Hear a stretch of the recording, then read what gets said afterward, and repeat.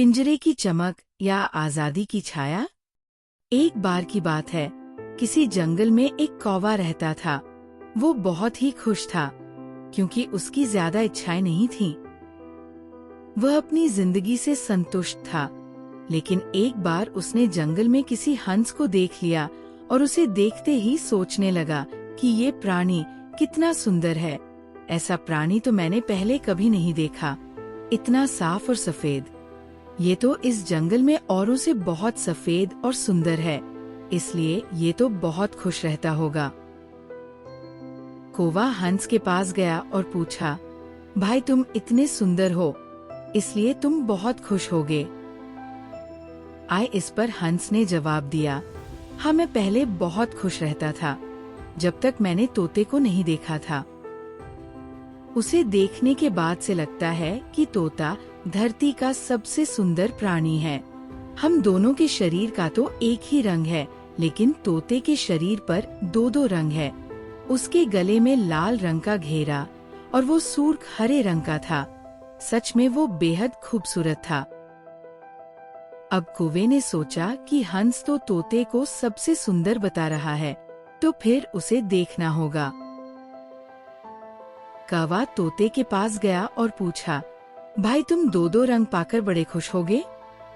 इस पर तोते ने कहा, हाँ मैं तब तक खुश था जब तक मैंने मोर को नहीं देखा था। मेरे पास तो दो ही रंग हैं, लेकिन मोर के शरीर पर तो कई तरह के रंग हैं।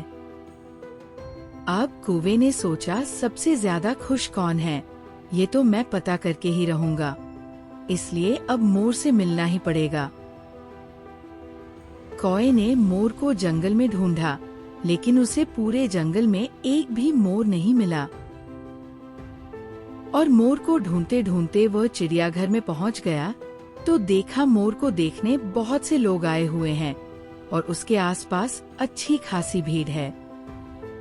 सब लोगों के जाने के बाद कौवे ने मोर से पूछा, भाई तुम दुनिया के सबसे सुंदर जीव हो और रंग बिरंगे हो, तुम्हारे साथ लोग फोटो खिंचवा रहे थे, तुम्हें तो बहुत अच्छा लगता होगा और तुम तो दुनिया के सबसे खुश जीव होगे।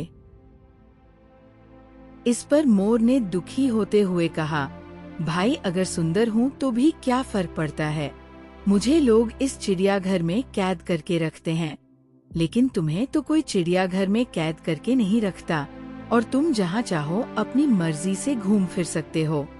इसलिए दुनिया के सबसे संतुष्ट और खुश जीव तो तुम्हें होना चाहिए, क्योंकि तुम आजाद रहते हो। कौवा हैरान रह गया, क्योंकि उसके जीवन की अहमियत कोई दूसरा बता गया। दोस्तों, ऐसा ही हम लोग भी करते हैं। हम अपनी खुशियों और गुणों की तुलना दूसरों से करते हैं, ऐसे लोगों से जिनका रहन सहन का माहौल हमसे बिल्कुल अलग होता है। हमारी जिंदगी में बहुत सारी ऐसी चीजें होती हैं जो केवल हमारे पास है, लेकिन हम उसकी अहमियत समझकर खुश नहीं होते। लेकिन दूसरों की छोटी खुशी भी हमें बड़ी लगती है, जबकि हम अपनी बड़ी खुशियों को इग्नोर कर देते हैं।